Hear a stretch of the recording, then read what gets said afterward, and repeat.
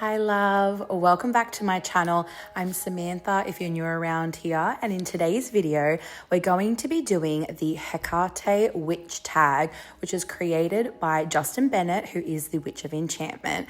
So I'm very excited to dive into these questions, and firstly I want to make sure I say a massive thank you to Justin for creating this, because it's been so lovely to go through all the other content creators who have been creating videos for this witch tag. So seeing other practitioners and devotees of Hekate has been lovely to hear your stories, and it's lovely that you have taken the initiative to create something for the community of souls that follow her. So thank you very much, Justin, and let's get into these questions. Oh, and also if you have the call to create this video, please do, and tag Hekate witch tag. Let's jump straight into the questions. The first one is, how did Hekate first enter your life? Now, I have a video on my channel, which I'll link below in the description, because it was through a dream, and I shared in this other video the whole story, but I will tell you a little bit about it. And it was very briefly, I was so incredibly terrified of connecting with spirits, channeling, doing any type of work. And it was at a point in my life where I was really trying to break through and unblock my channels to be able to start connecting with spirits and entities more. So this huge fear resurgence came up, and I randomly had a dream where Hekate came to me and essentially showed me that the fear that I was placing in this entity, this demonic kind of man, it was a man, let's be real, it was a man, he was chasing me, and I share about it in this video, but she essentially just laughed and said, my child, absolutely not. You are putting fear in this being, and it is nothing and you are everything. And so, yeah, it was a beautiful dream where she essentially gave me back my power. So that was my first calling and how she entered my life. I feel when I look back at my life though, there's so many threads of her energy throughout my story, but that was the first time she made herself very known. Okay, question number 2 is, what aspect or epithet of Hekate do you connect with the most, and why? That's such a good question. The part of me that I always am calling upon and how she comes to me the most is the guardian and the bearer of the crossroads. So for me, whenever these big themes of crossing the threshold into the unknown, crossing into a new timeline, going through a death or a birth or this huge big shift and change, the crossroads is where I meet her all the time, and I feel she's been this, sorry, my cats are doing zoomies. She is, bears the torch for me. So torch bearer and guardian of the crossroads, and helps me through these huge, big transitions, and especially with death. So anything to do with initiations in death, I feel her, and I connect with her the most. So she's been kind of like a death doula in a way for me. That's what I really feel her energy is. She's this dark, midwife that can help you through death. So that is probably what I connect with the most. Now, question number 3 is, how do you honor Hekate in your daily or monthly practice? I would say it has changed a lot. So she has taken me on this journey and changed my entire life. So I was self-employed for a very long time. I think it's 10 years this month that I was self-employed since I started my business. And my life was either in a studio hairdressing, and then it went into being an artist, doing readings, channeling for a living, as well as doing hair.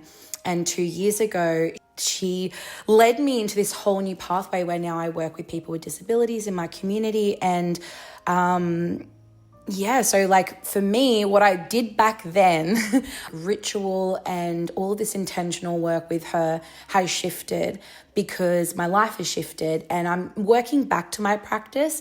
But really how I honor her is how I show up every day. the things that I do in my life in a way are dedicated to her, because she is to me like the anima mundi. She's everything. She is life, birth, death, and rebirth. And I feel her in nearly everything that I do, because I really do feel I am like a devotee of hers. Like she's everything. So I feel at the moment how I honor her is really trying to be an advocate and do things for those and be truthful and honest and confront, things when I need to, and just in the people that I help or in the things that I do. Yeah, like my life in essential is honoring her, if that makes sense. I don't know. That's what I try and I intend for anyway. So hope that makes sense. That sounds wild, me saying it out loud, but it makes sense in my head. Question 4 is, do you have a dedicated altar or space for her, and what is on it? Again, probably I do have an altar, and I'll show you a little clip of it here, but I would say in the last 2 years, because I shifted my studio from downstairs in this huge big space to a smaller room, I don't practice in there anymore. My practice is very, very different. And I would say my entire house, like this entire wall, everything around my home is little pieces of reverence and dedication to her, especially behind me, the moths and the butterflies. And I have keys, like skeleton keys everywhere around my house. But these to me symbolize the liminal, the new beginnings and the death cycles and all aspects of that, like life, birth, death, and rebirth. To me is the butterfly and the moth. And the moth is the night and the butterfly is the day, but to me, they are Hekate. So I just feel like seeing all of these things around my home, I feel like I've slowly just been making my altar my whole house, which I feel very lucky to be able to do that my husband is totally fine with me just like doing whatever I want. But also I would say another altar is my body. I feel that altars are our embodiment of an altar, and I have so many tattoos that I'm getting currently that are very much dedicated to her as well. This piece here on my chest, so this was an intuitive tattoo that I got by my dear friend Rachel Christensen, and she channeled this piece, and these 3 moons, so this whole section here came through about the dark goddess. And at the time, she didn't know that I worked with Hekate.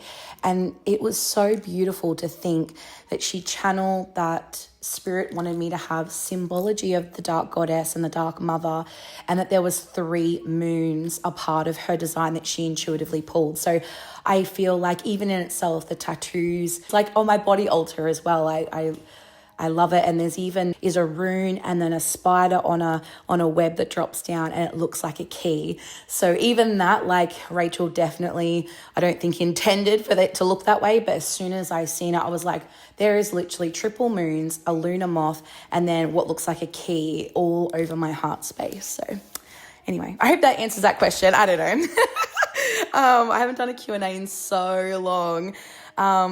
Question number 5, what offering do you enjoy giving Hekate, and what do you think she enjoys? Again, I'm going to take this as an invitation to do offerings more, because I don't do them that often anymore. But probably historically what I have always felt very called to give her is tea. And I see it as a tea ritual where I've got herbs, which are totally her wheelhouse, and I feel very connected to her when I'm working in the garden and working with plants.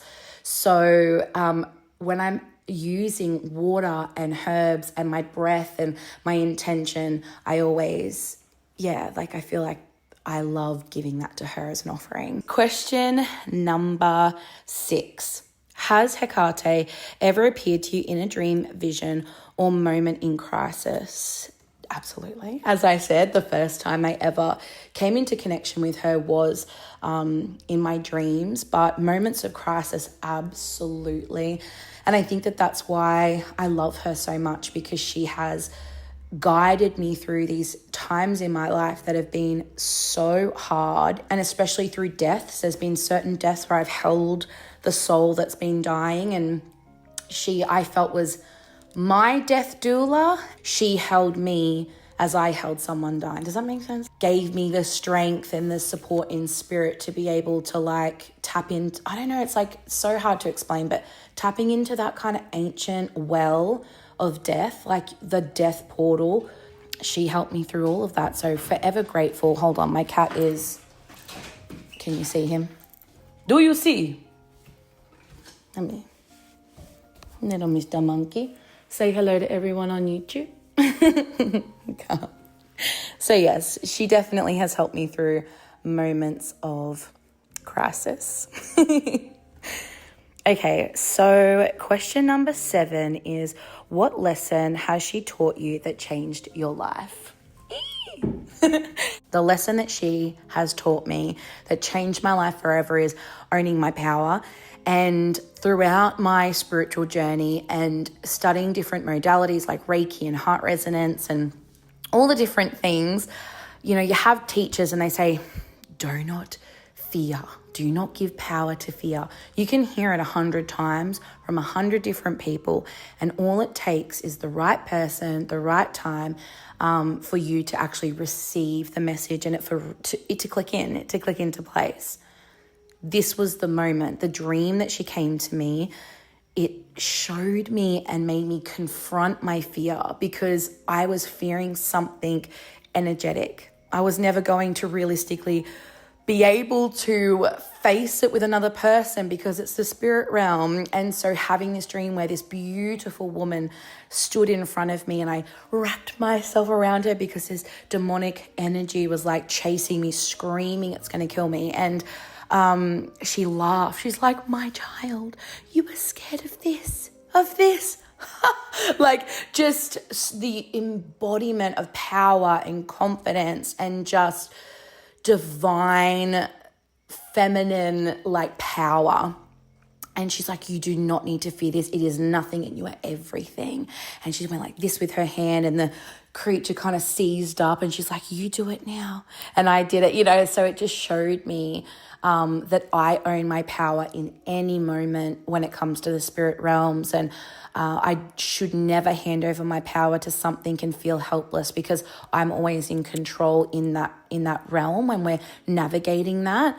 And we have the power to call ourselves back and to bring ourselves in a way and put boundaries up energetically. So will forever, and she forever changed my life, because from then I was able to channel. I was able to walk around and face this fear that I was just giving so much of my power to. And then the second lesson I would say I've learned from her is about the crossroads of life and going into the unknown, the veil, and trusting that if she is guiding you somewhere with her torch, that as long as you can feel that it is her, you feel aligned with that pathway. It may be very scary, but ultimately sometimes what we want is not what is best for us. And I'm a big believer that the divine know better than me, and I absolutely have the gift of discernment to decide whether I want to go with that guidance or not. But if you feel that you're being led in a certain way from your core, even if it's scary, I think trusting that beyond the veil and over the threshold into the veil that you can't see, that, you know, what's meant for you is out there, and to trust her with that path ahead. So like for me, having my own business and being like giving all of it up of what I learn, and it's not like it wasn't working. If anything, it was just getting bigger and bigger and bigger and bigger, but I was becoming more unhappy and more unhappy. It didn't fulfill me. When now I'm in this career where I have community and I help the most vulnerable people in my community, and I plan events for them, and I plan fun groups and activities, and I get to go down and see them every day and hang out with, like, my life of what it was and what I thought I wanted and like what is actually making me happy are just like two completely separate things. And she brought me to this path. She like skull dragged me to it, because I kicked and screamed for years, because if you have a successful business, why would you give it up? It made no sense. Like logically, no sense. I made way more money than what I'm doing now. You know, it's not a logical thing. It was from the heart. And I'm so happy. So I guess that's the biggest lesson, is just sometimes it doesn't make sense. But if it is the actual guidance and you can feel it, follow the torch into the dark. I don't know. I hope that makes sense again. Okay, so question number 8 is, how does your queerness or identity influence your devotion to her? I love this question so much. And I can't speak for queerness, but I can for identity, because I've never felt like I truly belong in the spiritual circles that I have entered to learn in the last decade of my life, since I went on my big little quest into spirituality. As a Southern Hemisphere pagan person, soul, I am always on the opposite cycle of the year to all the other souls on the Northern Hemisphere. So where all of these traditions that I, in my ancestry, link to, I'm always on the opposite to that cycle. The plants, the spirits around where I am, especially the animals as well, none of that lines up with the folklore, with the ancient traditions of where my ancestry is from. And so I'm in this weird space where so many times what I'm drawn to, there's a disconnect. 300 years ago, Australia was colonized, and the Indigenous people, the Aboriginals, were colonized. And so there's also this really deep reverence to the Indigenous people of this land, and learning about them and being respectful and navigating what's their sacred traditions, what, as a spiritual person who wants to connect with the earth, where I can fit into that respectfully. And I just don't belong with everyone up in the Northern Hemisphere. Do you know what I mean? Then when I went into deep diving into mediumship and spirituality and all that sort of things, like Reiki and energy healing, learning about angels and crystals and whatever, I just never fit into that. Everyone was so shiny and hi, namaste. And that is not me. Look at me. I am not this all dressed in white and have my mala beads and do yoga. And listen, I love yoga. I'm not meaning this to be disrespectful, or people who are like that, because all of my friends are like that. They are these beautiful little earth children, and I've always just felt darker. I've felt angry and loud, and I just always felt like I was too much in those circles. So everywhere that I fucking looked, I didn't feel like I belonged, until I found Hekate. And I feel like she gave me this identity of her daughter. I think that we are all her children, if you feel that call, and if that's a title that you feel you want to wear and own. But maybe just saying I'm a devotee of Hekate makes me feel like I belong somewhere, because it doesn't matter where I am on the earth, what I'm doing, what I look like, if I'm loud or fucking too quiet or whatever the fuck. I don't have to be an aesthetic. I don't have to be practicing a modality. I don't need a title or a box to fit in, because I am me and I worship her. Does that make sense? She gave me permission to just simply be myself. And I don't feel like anymore I need other people to define me, or my practices to define me, because I walked away from my practices 2 years ago, to be honest. So my life now is in devotion to her, and everything that I do is a prayer to her, an act, a ritual to her, if that makes. I just want to walk around and help as many people as I can and share things, if that helps people too. It may not. It triggers some people. Fucking hell, you can't say anything on the internet without triggering someone. But she makes me feel like I belong, and gave me peace around who I am and my path. Question 9 is, what is your favorite Hekatean ritual, spell, or sacred tool? I would have to say sacred tool is going to be the key. I have keys everywhere, And I think because everywhere I go, I have my keys. I love the symbolism and the power behind unlocking something. And keys to me are the tool of consent, of energy, of exchange, of unlocking and closing, like locking doors too. So I love their power and their symbology. And I love that it's something physical that I've pretty much got on me all the time because I'm driving around and I've got my keys. So definitely key, because again, ritual and spell, I've been away from that space for so long. But definitely going to be taking this time and all of these beautiful videos of fellow practitioners to think about the rituals and spells that I really want to dive back into or do for the first time. So if you have any suggestions, leave them down below because I'd love to hear what you have to say. Now, the final question is number 10. So I can't believe we've gotten through them all already. It is, what advice would you give someone just starting their path with Hekate? You feel the call to work with her, do it.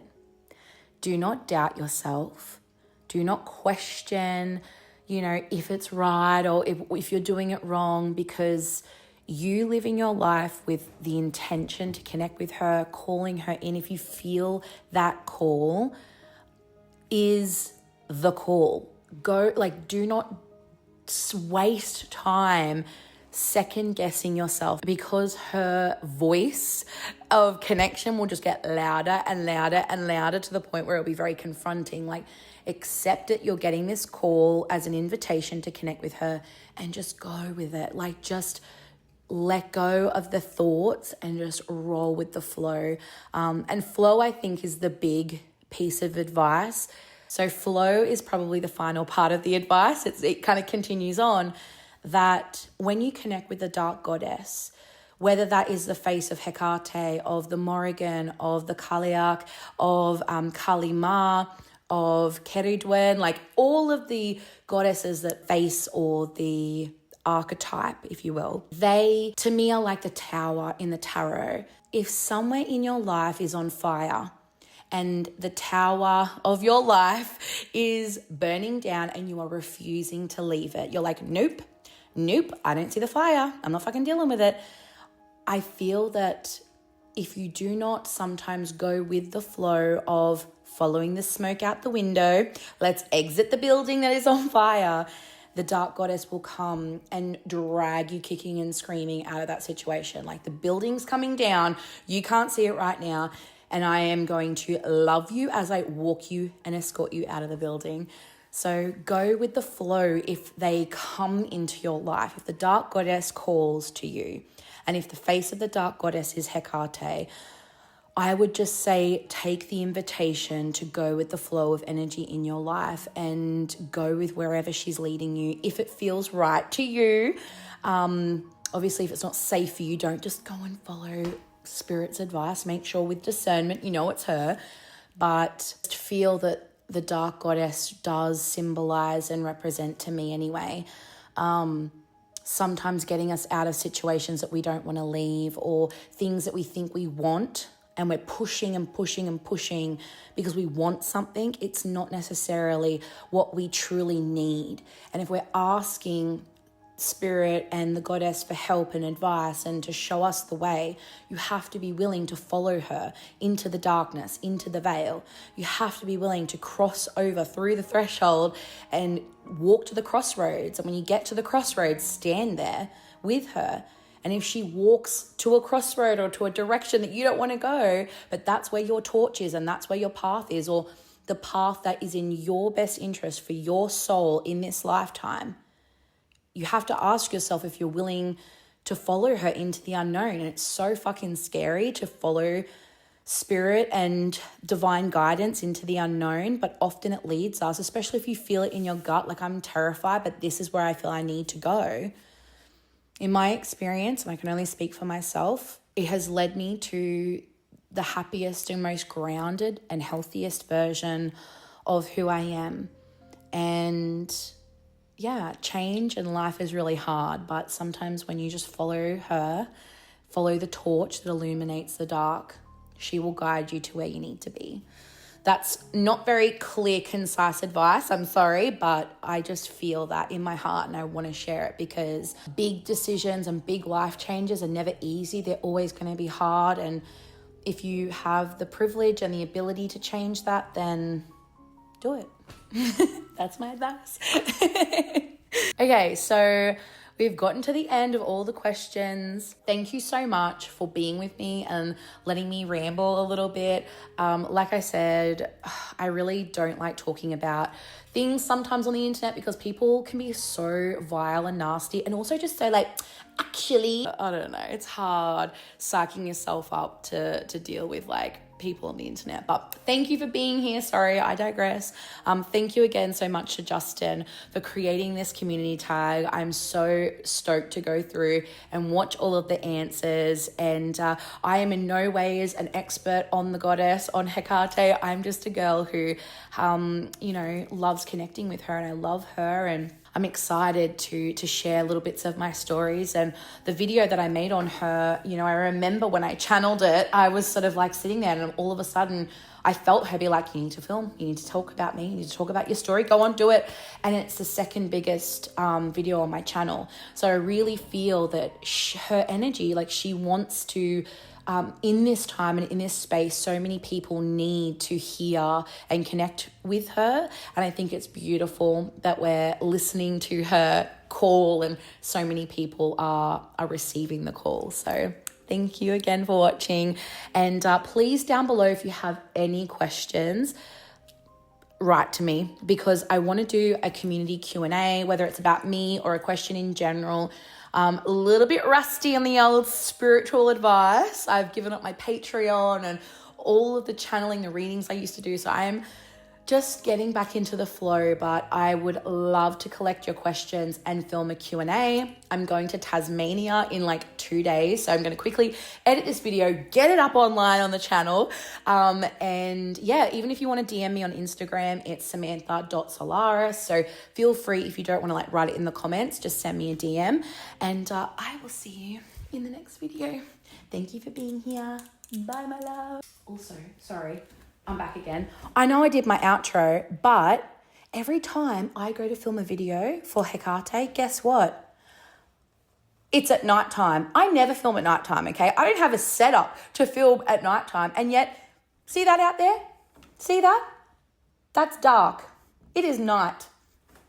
The sun went down hours ago. Because I filmed this entire video in the daytime and I fucking hated it, and it was cursed. And so I'm filming it again now, all right? So I don't know what it is about her. Oh, well, I do know what it is, obviously. She wants me to film at night. That's her, that's her time. But it's just funny. And I wanted to share that with you at the very fucking end of this video. So now I'm going to go. Bye. Love you. See you in the next video. Or did I go? No, I'm actually going to go. Okay, see ya. Bye.